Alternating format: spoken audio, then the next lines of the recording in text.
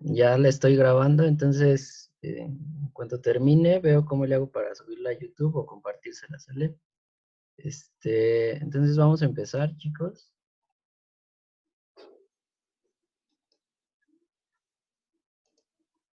Bueno,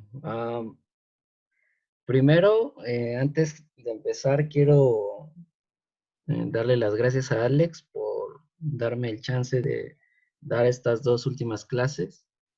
Y quiero comentarles que mi intención sí era regresar antes a darles clase, pero tuve complicaciones me hicieron un par de cirugías, entonces tuve complicaciones y esto se postergó y ni modo, ¿no? Y además, debido a lo del COVID, pues aumentó este periodo, pero bueno, ya estoy mejor y bueno, es una lástima no haber compartido tiempo en el semestre, pero pues ya los veré ahí en Iztacala. Yo trabajo en el Laboratorio Nacional, en el edificio A4, planta baja. Ahí está mi laboratorio y yo me encargo de el área de citometría de flujo, que de alguna manera tal vez ya debieron de haber escuchado al respecto, que es esa técnica, pero bueno, eso ya lo deben de saber. Y por otro lado, también nosotros nos dedicamos a estudiar las enfermedades crónico-degenerativas. Dentro de ellas se encuentra el cáncer. Y yo les voy a hablar al final de la charla de un poco de lo que hago en el Laboratorio Nacional. Y bueno, entonces vamos a empezar. ¿Ya pudiste grabar, perdón, Efraín? Sí, sí, ¿Sí? sí, ¿Sí te Alex. dejó? Sí, Ok, listo. Ya está excelente. grabando. Ok, entonces adelante. Sale. Entonces, el cáncer se define como el crecimiento celular descontrolado que se caracteriza por la inestabilidad genética y la inestabilidad epigenética, ¿sale? Entonces, una vez que ocurren estos procesos, se generan múltiples mutaciones y una sobreexpresión de genes en tejidos en donde no deberían de expresarse esos genes. Entonces, básicamente, el inicio del cáncer es la mutación genética. Después vienen otras características del cáncer, pero esto es lo que define el inicio de qué es el cáncer, ¿sale? Entonces, la expresión de los genes varía entre los individuos. Normalmente, o bueno, generalmente puede existir un mismo tipo de cáncer en las personas. Vamos a pensar en cáncer de colon, cáncer de piel, el cáncer que ustedes quieran, pero las causas pueden ser distintas y esto se debe a que los genes que expresan las personas son distintos. Al final del día el resultado puede llegar a ser el mismo, pero el fundamento y lo que les quiero transmitir es que el inicio del cáncer es mutaciones a nivel genético. Y entonces deben de existir mecanismos que puedan reparar estos procesos de mutación, ya sea a nivel genético o a nivel epigenético, y también a nivel inmunológico, porque si nos ponemos a pensar, todos estamos propensos a tener mutaciones. Pero entonces, ¿por qué no todas las personas tenemos cáncer? Y entonces eso se explica gracias a los mecanismos de reparación, ¿vale?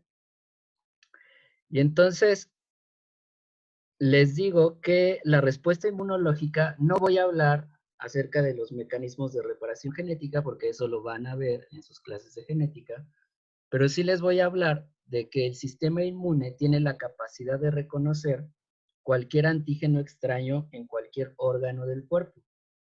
Entonces, el sistema inmune tiene un montón de capacidad para poder detectar procesos de mutación. Pero entonces, ¿por qué es exitosa esa mutación y por qué ocurre el cáncer?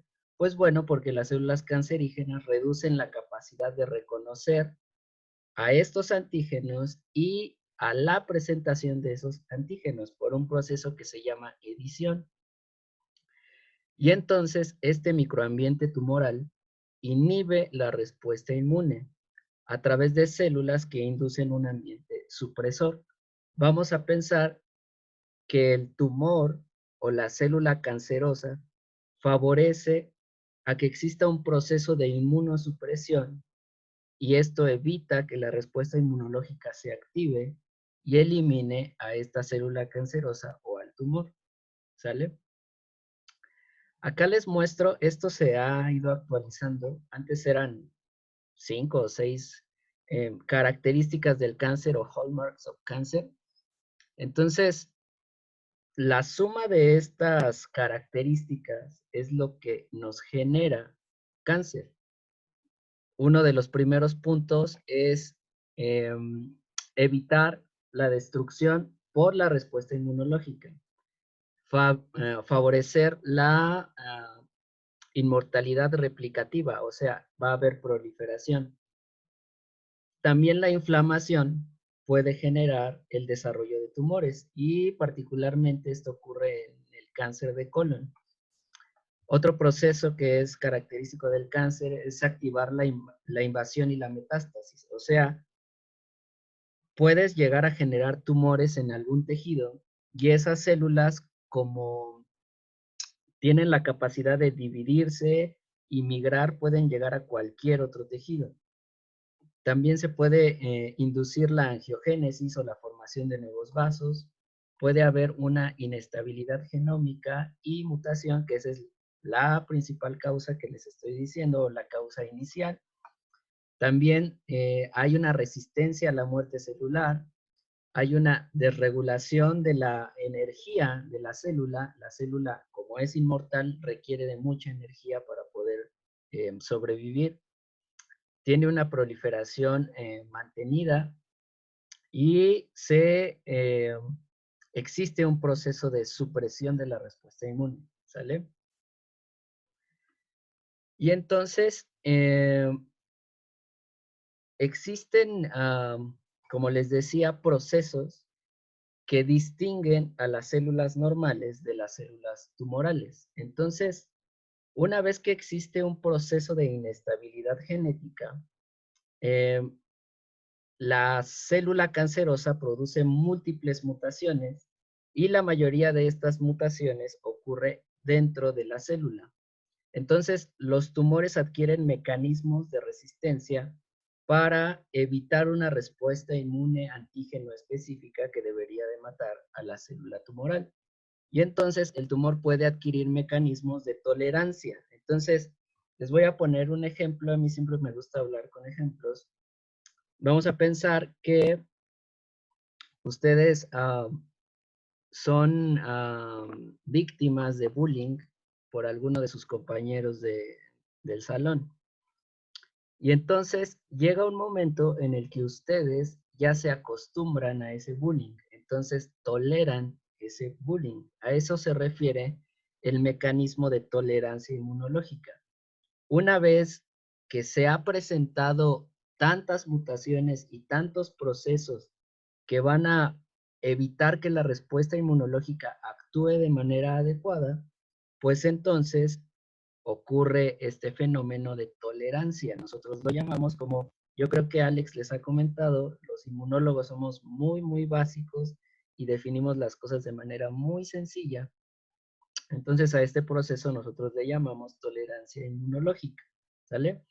Entonces llega un momento en el que el sistema inmunológico tolera estos procesos y deja que las células tumorales empiecen a crecer. Entonces, aquí les pongo un esquema muy sencillo en donde tenemos una célula normal, en donde pueden ocurrir alteraciones genéticas y ocurre transformación de esta célula normal hacia una célula tumoral, que es el esquema que está en medio, la célula azul. Y entonces acá ocurren tres posibles soluciones.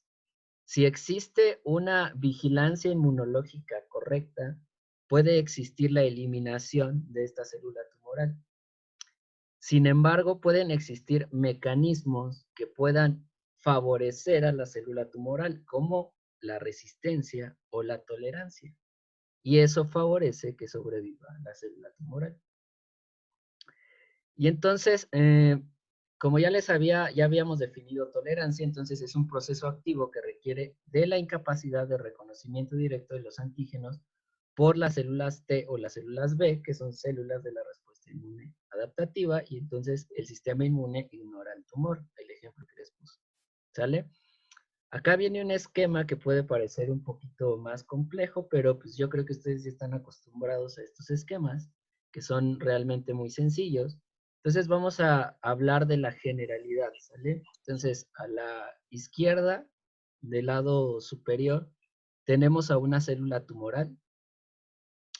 A la derecha, del lado superior, tenemos a una célula dendrítica o un macrófago, particularmente una célula presentadora de antígeno. Abajito de ella tenemos en gris a una célula supresora de la respuesta inmunológica, que son las células T reguladoras, que ustedes ya deben de conocer. Y si no, ahorita vamos a platicar un poquito de ello. Abajo tenemos a una célula que va a eliminar a la célula tumoral, que es la célula CD8 o una célula T citotóxica. Y abajo tenemos en la parte inferior izquierda a una célula supresora, mieloide supresora, ¿vale? Así se conoce. Entonces, la idea es enlazar estas redes que existen. Y entonces, una vez que ya una célula se transformó hacia ser una célula tumoral, esta célula va a tener mecanismos que favorezcan la supresión de la respuesta inmunológica. ¿Cómo ocurre esto? Pues de manera muy sencilla, puede secretar citocinas inhibitorias como la interleucina 10 o el TGF-beta, y eso evita la maduración de la célula presentadora de antígeno. Entonces la célula presentadora de antígeno se va a volver inútil, no va a funcionar para presentar antígenos y para activar la respuesta inmunadaptativa. Entonces, esta célula que ya no va a alcanzar su maduración va a favorecer el desarrollo de células T reguladoras. Las células T reguladoras son células supresoras. Ahorita, más adelante, vamos a platicar un poquito al respecto de estas células que son muy importantes en el desarrollo del cáncer. También la célula tumoral puede incrementar la expresión de moléculas supresoras en su superficie, como lo es PDL1. PDL1 es el ligando natural de la molécula PD1. PD1 es una molécula implicada en la supresión de la respuesta inmunológica. En vez de activar la respuesta inmune, suprime la respuesta inmune. Y esto está directamente relacionado con un incremento en los factores de transcripción como STAT3. También hay un aumento en una enzima que se llama IDO o AIDO, así lo conocen.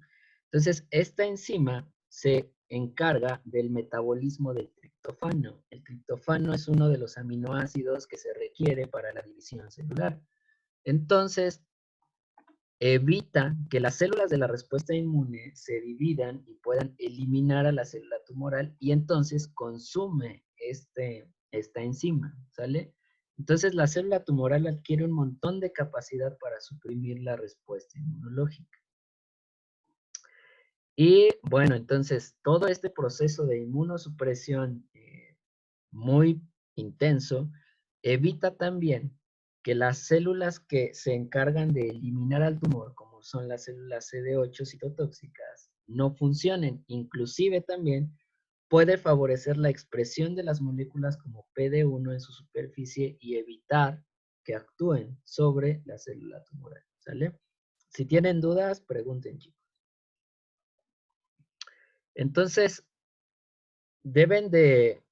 este microambiente tumoral induce un proceso que se conoce como células tolerogénicas. Entonces, tolerogénica suena a tolerancia, lo que yo les estaba diciendo. Llega un momento en el que toleras el bullying.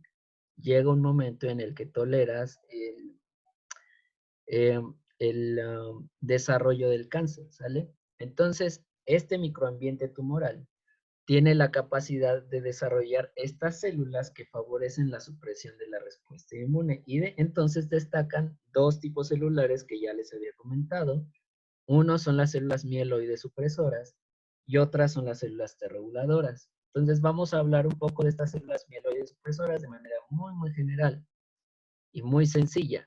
Entonces, si se acuerdan de sus primeras clases que se habla de la ontogenia, de las células de la respuesta inmunológica.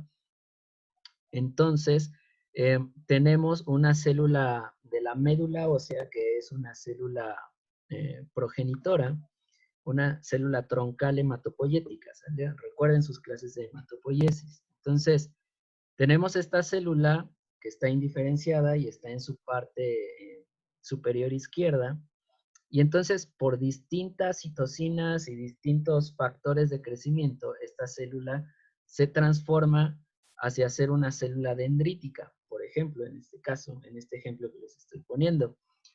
Y una vez que esta célula dendrítica sale a la periferia y llega a los tejidos o está en la circulación y se expone a antígenos como lo es el LPS o a citocinas como es el TNF, esta célula dendrítica se activa y expresa altos niveles del MHC, que ustedes ya saben qué es el MHC, y también incrementa la expresión de moléculas encargadas de la coestimulación.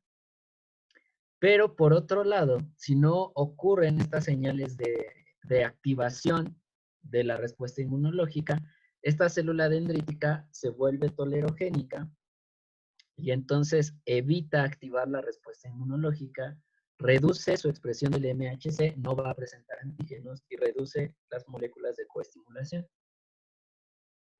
Y una vez que esta célula, aquí hay dos escenarios, ¿sale? Una vez que la célula dendrítica está activada y reconoce el daño, toma antígenos y los lleva al órgano de la respuesta inmunológica más cercano, vamos a hablar de los nódulos linfáticos, y entonces activa la respuesta inmunológica y activa linfocitos, ya sea T o B, que puedan reconocer ese antígeno y eliminar el daño. Eso en condiciones ideales. Pero, por ejemplo, una vez que existan estas células tolerogénicas, estas señales de activación de la respuesta inmunológica no existen. Y entonces se genera anergia. Anergia se define de una manera muy, muy sencilla, que es cuando la respuesta inmunológica es inútil. Están presentes las células de la respuesta inmune, pero no son funcionales, ¿sale? Entonces, estas células tolerogénicas o esas células mieloides supresoras son inductoras de esta anergia y entonces evitan actuar sobre tumores o sobre células cancerosas, ¿sale? Entonces, estos son los dos escenarios que existen.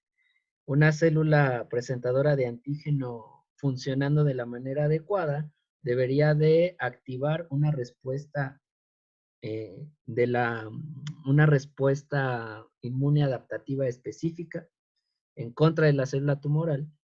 Y el otro escenario, si existen células mieloides supresoras, se genera anergia, o sea, inutilidad de la respuesta inmune adaptativa, y entonces no existe eliminación de las células tumorales. Y por otro lado, les había hablado de las células T reguladoras, que seguramente ya han platicado de ellas. Y bueno, yo les digo esto porque yo me dedico a estas células, que son células T que se encargan de suprimir la respuesta inmune de manera fisiológica. O sea, evitan la autoinmunidad, pero también se ha visto que tienen una participación importante en la respuesta inmune patológica, o sea, durante procesos infecciosos o durante enfermedades crónico-degenerativas. Y esto favorece el mantenimiento de la tolerancia inmunológica y la homeostasis de la respuesta inmune.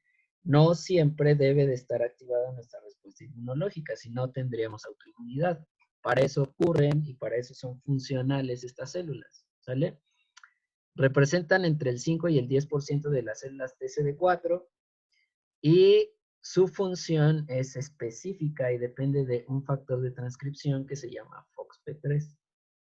Y expresan constitutivamente varios marcadores de superficie como el CD25, CTLA4, etcétera, etcétera. ¿Sale? Entonces, así podemos definir a estas células T reguladoras. Y tienen varios mecanismos que no me voy a meter mucho en ellos, pero, por ejemplo, consumen mucha interleucina 2, pueden activar, tienen enzimas en su superficie como lo es CD39 y CD73. Estoy explicando la parte superior izquierda, que es el inciso A de esta imagen, y pueden consumir adenosina que está en el medio o en la circulación y eso suprime la respuesta inmunológica. En B podemos ver que tiene un montón de citocinas en su superficie y citocinas supresoras que puede secretar y eso va a inhibir la respuesta inmune. Asimismo puede condicionar el proceso de células dendríticas tolerogénicas. Y como ya les había explicado, a través de la enzima IDO, en fin. Y también se ha descrito que estas células pueden llegar a secretar granzima y perforina, que son mecanismos activos de la célula CD8, y también pueden adoptar estos mecanismos para poder eliminar a células de la respuesta inmunológica. ¿Sale? Entonces, imagínense que un tumor tenga la capacidad de inducir a células T reguladoras o a células mieloides supresoras, pues va a generar un ambiente supresor muy, muy fuerte.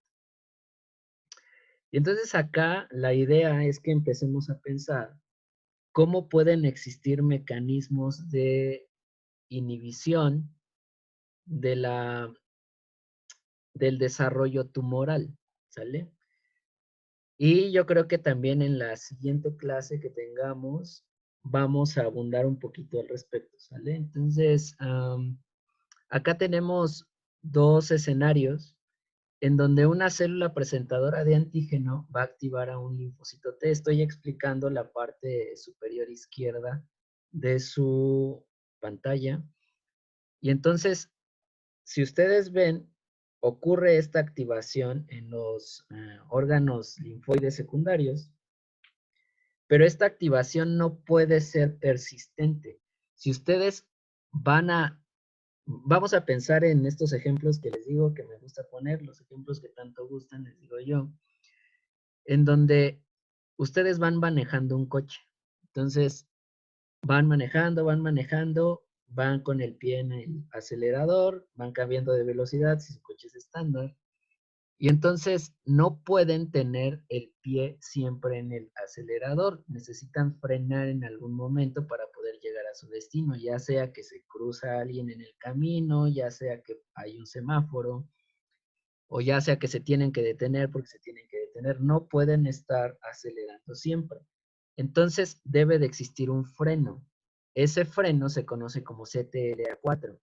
Esta molécula que está en la superficie de los linfocitos T tiene la capacidad de evitar una sobrerespuesta de la activación del linfocito T. Entonces, digamos que podemos acelerar un poquito, pero también vamos a frenar y aceleramos y frenamos, ¿sale? Pero entonces la célula tumoral, y esto ocurre, regreso, esto ocurre en los órganos linfoides secundarios. Pero entonces el tumor tiene la capacidad de sobreexpresar esta molécula, CTLA4. Y entonces esto va a inducir a que se ponga, vamos a pensar, un freno de mano. Y entonces, por más que estemos acelerando, no vamos a avanzar. Entonces, el tumor tiene la capacidad de inducir este tipo de moléculas que van a suprimir la respuesta inmune y particularmente van a suprimir a los linfocitos T, ¿sale? Y existe otra molécula más o menos similar que se expresa principalmente, puede expresarse también en los nódulos mesentéricos, pero también en los órganos linfoides secundarios, pero también se puede expresar de manera principal en la circulación. Y aquí explico la gráfica, en la imagen, perdón, que está abajo. Y entonces, los tumores, como ya les había dicho, pueden inducir la expresión de la molécula PDL1, que es el ligando de PD1, que este es un freno natural del linfocito T. Entonces, si el linfocito T está con un freno de mano, pues no puede ejercer su función. Entonces, el tumor puede inducir la expresión de CTLA4 o de PD1 para evitar la activación del linfocito. Y acá viene, yo creo que faltan unas pocas diapositivas, ya vamos a terminar. Y acá viene una idea muy, muy importante que me hubiese gustado mucho como verlos en clase para que ustedes la establecieran, porque esto llevó hace un par de años a dos investigadores muy importantes, al doctor Allison y al doctor Honjo, a obtener el premio Nobel de Medicina o Fisiología. Y entonces es muy sencillo. Nosotros estamos, o yo les estoy platicando, que el linfocito T puede tener frenos, frenos muy intensos que pueden ser inducidos por una célula tumoral. Y entonces, ¿cómo se les ocurre evitar que se sobreexpresen estas moléculas o evitar la función de estas moléculas para favorecer la activación de la respuesta inmunológica? Entonces, por separado a estos investigadores, se les ocurrió generar anticuerpos que reconozcan específicamente estas moléculas. Y entonces, si nosotros ponemos aquí un anticuerpo, esto va a evitar que exista un contacto con la célula presentadora de antígeno o con la célula tumoral.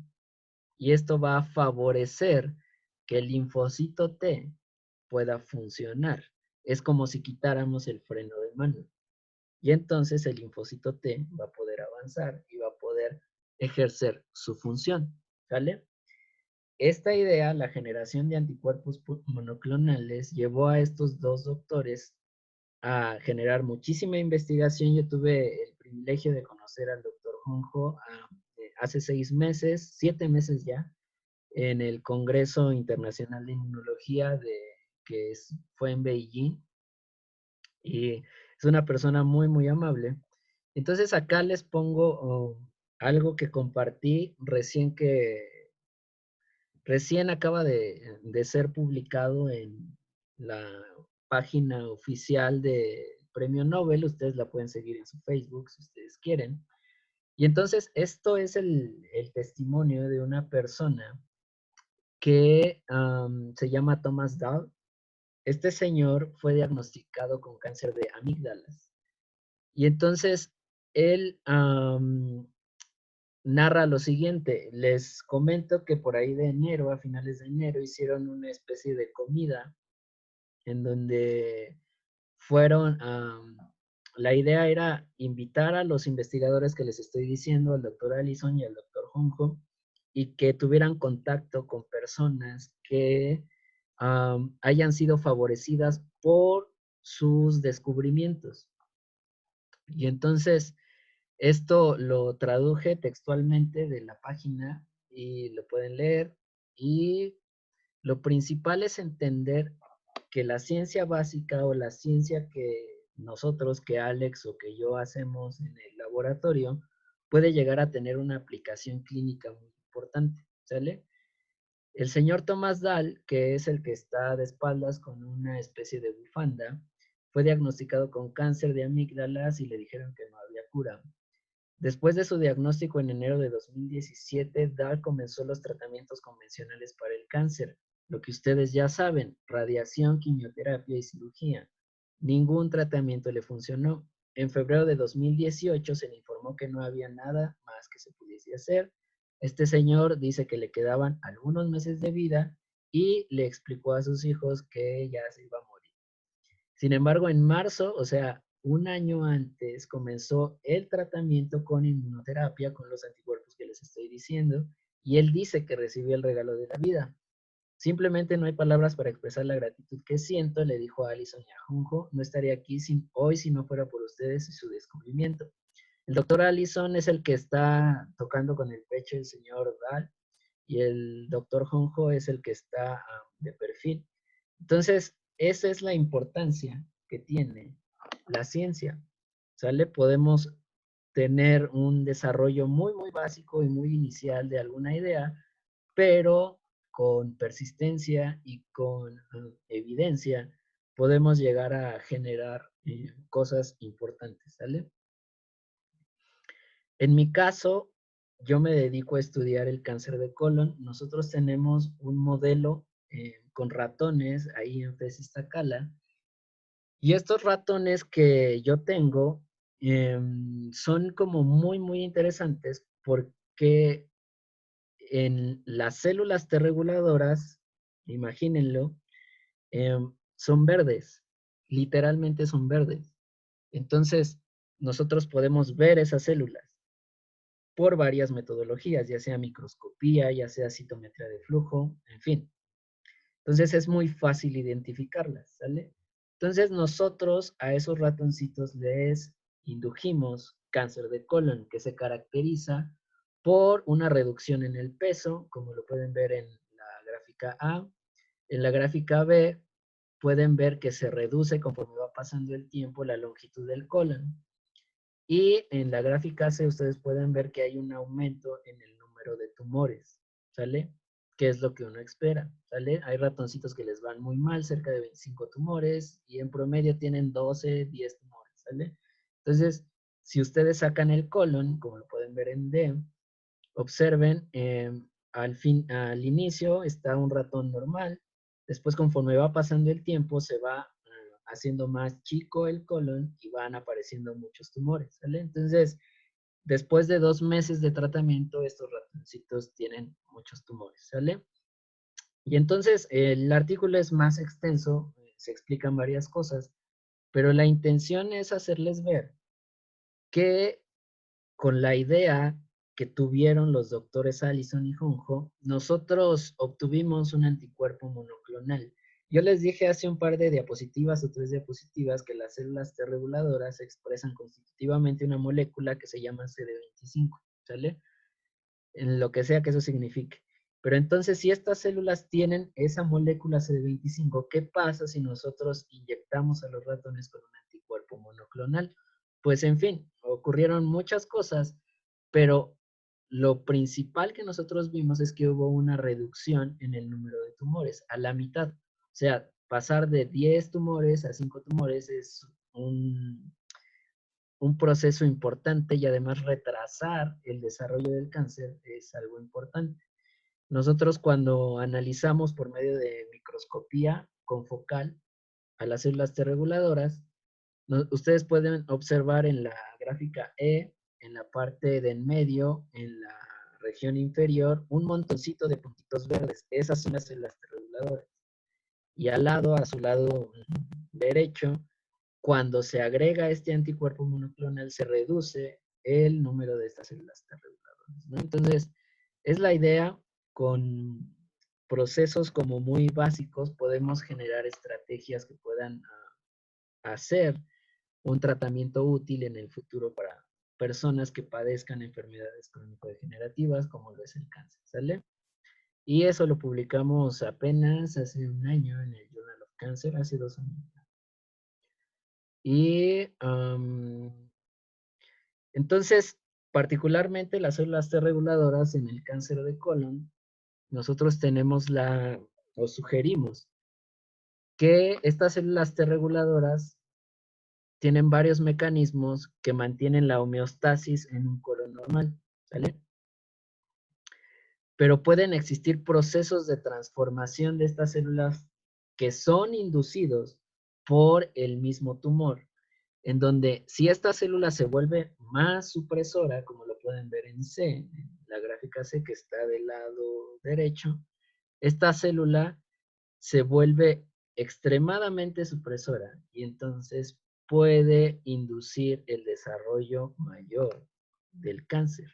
Entonces, si nosotros encontramos estrategias que puedan regular a las células que regulan este proceso, las células reguladoras, podemos generar estrategias importantes de prevención contra el cáncer, particularmente el cáncer de colon, ¿sale? Y creo que eso es todo lo que les quería platicar al respecto. Hablamos primero de las generalidades de la respuesta inmunológica y cómo se ve implícita en el desarrollo del cáncer. También cómo el cáncer induce células y moléculas de la respuesta inmune que favorecen la supresión y que favorecen el desarrollo de los tumores. Y hablamos particularmente de las células mieloides supresoras y de las células T reguladoras y de los procesos en donde se ven involucrados, ¿sale? Entonces, pues si tienen alguna duda, me pueden escribir a mi correo que es efra004@gmail.com. Y bueno, yo espero en algún momento poderlos encontrar en Pesistacala, aunque yo creo que no los voy a identificar, pero bueno, cualquier cosa que necesiten, estoy en el laboratorio A4, en el edificio, perdón, A4, laboratorio 1, planta baja, que es el laboratorio nacional. Y pues creo que eso es todo, chicos.